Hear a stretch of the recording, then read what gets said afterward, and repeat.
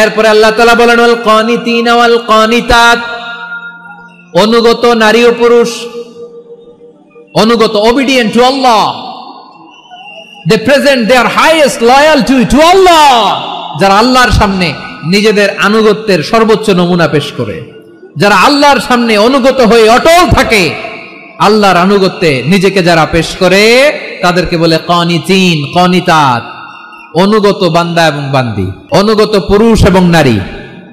ওয়াল কানিতিনা ওয়াল কানিতাত, অনুগত বান্দা বান্দীদেরকে আল্লাহ বড় ভালোবাসেন। আল্লাহ বলেন হাফিযু আলাস সালাওয়াতি ওয়াস সালাতিল ওয়ুসতা ওয়া কুমু লিল্লাহি কানিতিন, তোমরা নামাজগুলোকে যত্নের সাথে আদায় করো, বিশেষ করে মধ্যম নামাজ, আসরের নামাজ।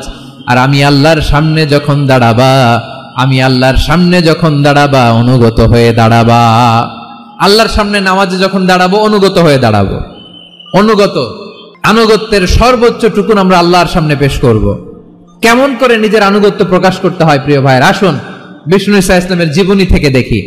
আল্লাহর হাবিব রাহমাতাল লিল আলামিন কেমন করে তিনি আল্লাহর সামনে আনুগত্য পেশ করতেন। আম্মা জানা আয়েশা রাদিয়াল্লাহু তাআলা আনহা বলেন, কানা ইয়াকুমু মিনাল লাইলি হাত্তা তাতাফাত্তারা কদামা, আমার নবী তাহাজ্জুদের জায়নামাজে যখন দাঁড়াতেন এত লম্বা সময় দাঁড়িয়ে দাঁড়িয়ে তিনি কিয়াম করতেন, কেরাত পড়তেন। দাঁড়িয়ে থাকতে থাকতে থাকতে থাকতে আমার নবীর বরকতপূর্ণ, আমার নবীর মোবারক পা দুটো এরকম ফুলে যেত, আমার নবীর পা গুলো ফুলে যেত দাঁড়িয়ে থাকতে থাকতে। বিষ্ণু ঈসা ইসলামের পা ফুলে যেত। আম্মা জান আয়েশা এটা খেয়াল করতেন। খেয়াল করে বলতেন, ইয়া রাসূলুল্লাহ কদ গফারাল্লাহু লাকা মা তাকদ্দামা মিন যামবিকা ওয়া মা তাআখার, ও নবী নিজের দেহের উপর কেন এত কষ্ট দেন? কেন রাত জেগে এরকম তাহাজ্জুদের জায়নামাজে দাঁড়িয়ে থাকতে থাকতে পা দুটো আপনার ফুলে যায়, কেন কষ্ট করেন? আল্লাহ কি বলে নাই, ও নবী আপনার আগের গুনাহ মাফ, পরের গুনাহ মাফ? আসলে বিশ্ব নবীর কোনো গুনাহই নাই, নবীরা মাসুম হয়, নিষ্পাপ হয়। তারপরে বিশ্ব নবীর মর্যাদা স্ট্যাটাস বোঝানোর জন্য আল্লাহ বলেন, নবী আপনার আগের পরের সব গুনাহ আমি আল্লাহ মাফ করে দিলাম। আম্মা জানা এসে বলে, না নবী, আগের গুনাহ মাফ, পরের গুনাহ মাফ, আপনি মাসুম, নিষ্পাপ, তারপরে তাহাজ্জুদের জায়নামাজে কেন এত কষ্ট করেন? বিশ্বনবী জবাবে বলেন, আফালা উহিব্বু আন আকুনা আবেদান শাকুরা, ও আয়েশা আমি কি শুকরগুজার বান্দা হব না? আমি কি শুকরগুজার হব না? আল্লাহ আমার সব মাফ করে দিয়েছে, ঠিক আছে, আমার গুনাহ নাই, ঠিক আছে, কিন্তু আল্লাহর নাজ নেয়ামত ছাড়া তো এক মুহূর্ত আমার পক্ষে বেঁচে থাকা সম্ভব না। সে আল্লাহর নেয়ামতের শুকরিয়া হিসাবে আমার কি শুকরগুজার হওয়া উচিত না?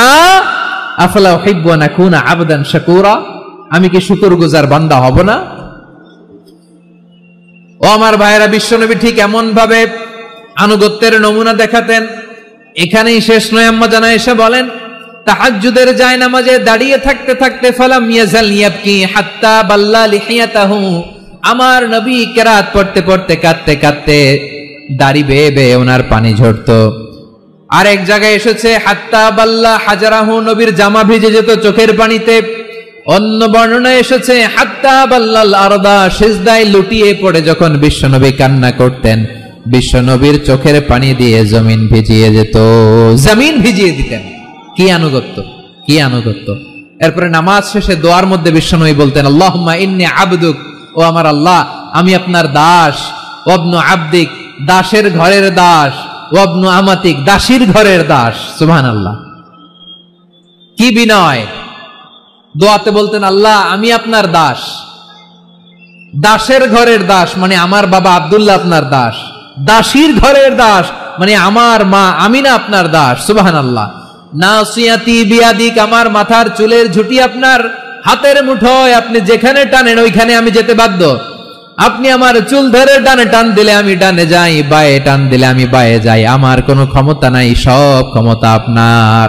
দেখেন, যেই নবীর কোনো গুনাহ নাই উনি দোয়ার সময় বলতেন, আল্লাহ আমি আপনার দাস, দাসের ঘরের দাস, দাসীর ঘরের দাস, আমার মাথার চুলের ঝুঁটি আপনার হাতের কবজার ভেতরে, এদিকে টান দিলে আমি এদিকে যেতে বাধ্য, ওদিকে টান দিলে ওদিকে যেতে বাধ্য। যেই নবীর কোনো গুনাহ নাই নামাজে দাঁড়িয়ে থাকতে থাকতে পা ফুলায় ফেলতেন, যেই নবী নিষ্পাপ, কোনো গুনাহ নাই, কাঁদতে কাঁদতে দাড়ি ভিজায় ফেলতেন, জামা ভিজায় ফেলতেন, সিজদায় পড়ে জমিন ভিজায় ফেলতেন। পড়েন সুবহানাল্লাহ। তাহলে আমাদেরকে কেমন অনুগত হওয়া উচিত? আমাদের তো গুনাহ নাই নাকি? বিশ্বনবীর যেমনি গুনাহ নাই, আমাদের তো গুনাহ নাই না? গুনাহ টুনা আছে আপনাদের? নিষ্পাপ, বেগুনা, মাসুম, জান্নাত থেকে পালায় আসছি। জান্নাত থেকে পালায় আসছেন এরকম কে আছেন দেখি তো? আছে এরকম কেউ? আছে? নাই। আমরা সবাই পাপী, আমাদের পাপের কোনো শেষ নাই। আওয়াজ করে বলেন ঠিক কিনা?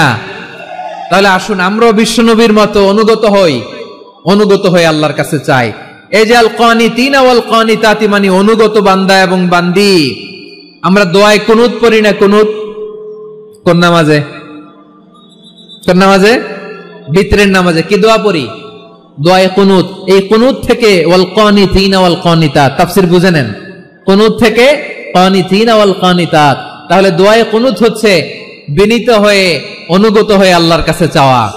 আমরা তখন দাঁড়িয়ে বলি আল্লাহুম্মা ইয়্যাকা না'বুদু ওয়া লাকা নুসাল্লি ওয়া নাসজুদ ওয়া ইলাইকা নাসআ ওয়া নাহফিদ নারজু রাহমাতাকা ওয়া নাখশা আযাবাকা ইন্না আযাবাকাল জিদ্দা বিল কুফফারি মুলহিক। আল্লাহ, আপনার কাছে চাই, আপনার কাছে প্রার্থনা করি, আপনার আযাবকে ভয় করি, আপনি ছাড়া আমাদের বাঁচাবার কেউ নাই। কুনুতের মধ্যে আমরা এই দোয়া করি কি করি না? অনুগত হয়ে এই দোয়া করি। যারা রমজানের শেষ দশকে মক্কা শরীফে থেকেছেন, তারা শেখ আব্দুর রহমান আস-সুদাইসের কুনুত পেয়েছেন। যারা পেয়েছেন অথবা কেউ টিভিতে ভিডিওতে দেখেছেন, শেখ আব্দুর রহমান আস-সুদাইস 27-এর আলোচনায় 45 মিনিট থেকে 1 ঘন্টা দোয়ায় কুনুত পড়ে। কতক্ষণ? আল্লাহুম্মা হদিনা ফিমান হাদাইত ওয়া আফিনা ফিমান আফাইত ওয়া তাওয়াল্লানা ফিমান তাওয়াল্লাইত ওয়া বারিক লানা ফিমা আতাইত ওয়া কিনা ওয়াসরিফ আন্না বিরহমাতিকা শাররা মা কাদাইত ফাইন্নাকা তাকদি বিল হাক্কি ওয়া লা ইয়াকদা আলাইক।